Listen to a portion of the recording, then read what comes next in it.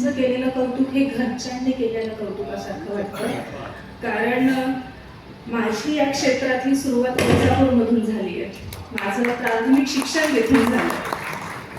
आणि जेव्हा तुम्ही मराठीचं कौतुक करत होते सर, मी सांगते की मी इंग्रजी माध्यमाच्या शाळेतून शिकलेली मुलगी आहे आणि माझा अनुभव असा आहे, तुम्ही कितीही इंग्लिश बोला, राग येतो तेव्हा शिवी मराठीतूनच येते.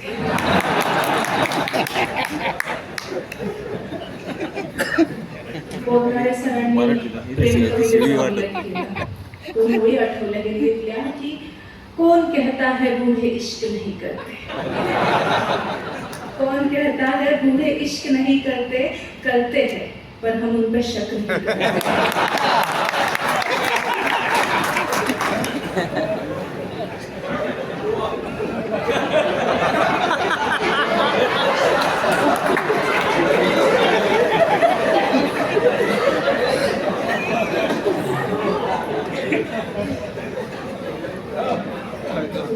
सर इतके छान वावा करतात सर, तो शेर तुमच्यावर पण लागू होतोय.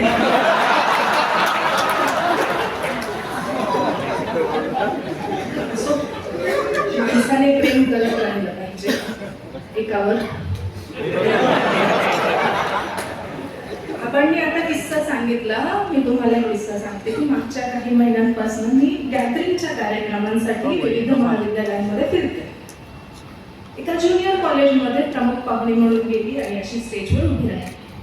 सर, एक 11वीचा मुलगा असेल, टक लावून बघत होता.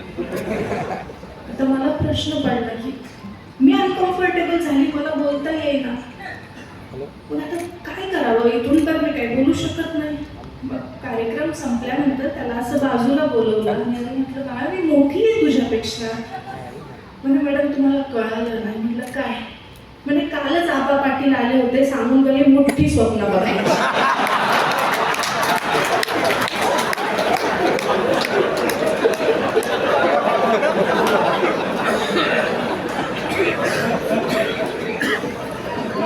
बऱ्याच कार्यक्रमांमध्ये असं होतं. म्हणजे परवा एका कार्यक्रमामध्ये तब्येत ठीक नव्हती, इंद्रजित दादाला बोलले की दादा मी आज काही कविता म्हणू शकत नाही. दादा म्हणे बसून राहा, प्रत्येक जण कविता ऐकायला आलेला नसतो. पण तुम्हाला सांगते सर, सुरुवातीला तुम्ही म्हणे की कीर्तन ऐकतात, तमाशे बघतात, गलती नसते त्याचं. नाहीतर आज गुंजन पाटीलच्या ऐवजी गौतमी पाटील असते. असंच ज्या ज्या कार्यक्रमांमध्ये असं टक लावून बघतात. एका कार्यक्रमामध्ये एक शेर घेतला की इतका रोखून पाहू नको रे, मी अशी वितळणार नाही.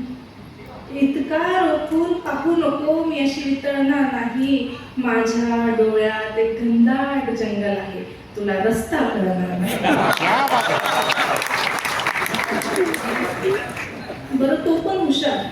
तो तिकडून म्हणतो की प्रेमाचा सिलेबस लय अवघड, कळता कळत नाही. की प्रेमाचा सिलेबस लय अवघड, कळता कळत नाही. आणि तोपर्यंत अर्ज करत राहणार जोपर्यंत रिझल्ट मिळणार नाही.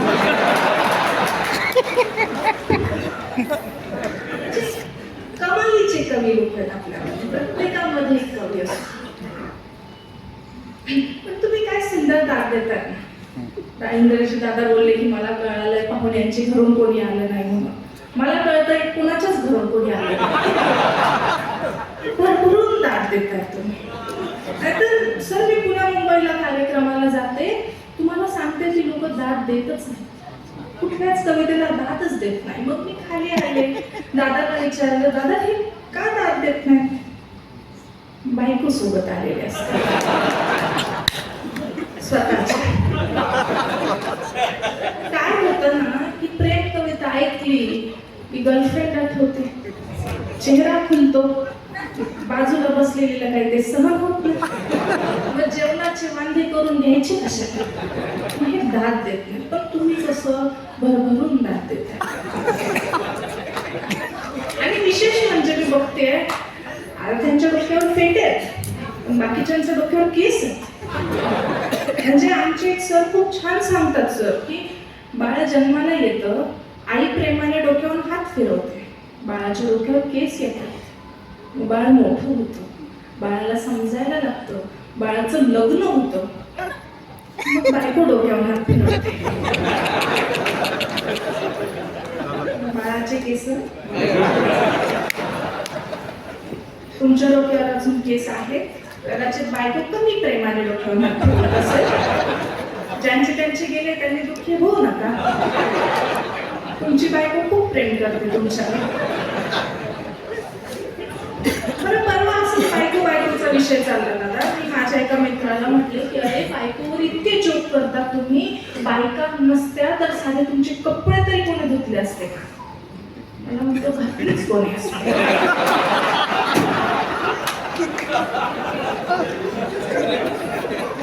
फार साधे असतात, साधे फारच भोळे, फार चांगले असतात. यांना बायको खूप आवडते शेजारच्याची. आता बायकोचा विषय निघालाच आहे. तुम्हाला बायकोचीच कविता ऐका हा.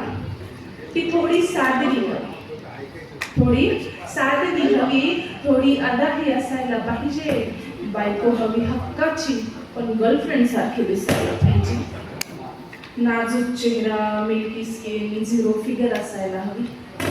नाजूक चेहरा, मिल्की स्किन, झिरो फिगर असायला हवी. आणि मित्रांच्या बायकांमध्ये आपली जोडी दिसायला हवी.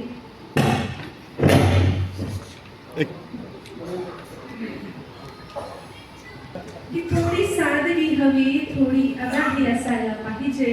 आणि बायको हवी हक्काची, पण गर्लफ्रेंड सारखी दिसायला पाहिजे. नाजूक चेहरा, मिल्की स्किन, झिरो फिगर असायला हवी. आणि मित्रांच्या बायकांमध्ये आपलीच उठून दिसायला हवी.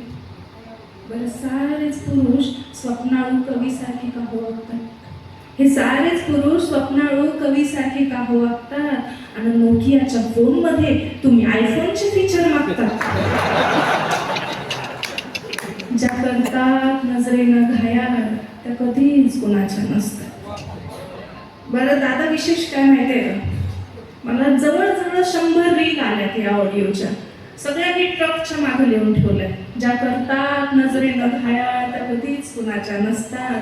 आणि वरतून फुलपाखरू दिसणाऱ्या, आतून मधमाशा असतात. इतकं गोड हसलेत आमदार साहेब. सर, मी म्हणणार नाही तुम्हाला डसले, पण मला सुखरूप घरी जायचं. वरतून फुलपाखरू दिसणाऱ्या, आतून मधमाशा असतात. लोकलचे धक्के खात रोज ऑफिसला जातात. लोकलचे धक्के खात रोज ऑफिसला जातात. आणि दुसऱ्याच्या मर्सिडीज पाहून आतल्यात खुश होतात. पण खरंच सांगा, त्यांच्या मेंटेनन्सचा खर्च तुम्हाला परवडणार आहे का? त्यांच्या मेंटेनन्सचा खर्च तुम्हाला परवडणार आहे का? आणि घरची गाऊन घालून बसलेली नॅनो तुम्हाला सोडणार आहे का? म्हणून जरा कोणी पाहून हसली की लगेच घसरायचं नाही. जरा कुणी पाहून हसली की लगेच घसरायचं नाही. आणि आपली नॅनो पण कोणाला तरी मर्सिडीज भासते हे विसरायचं.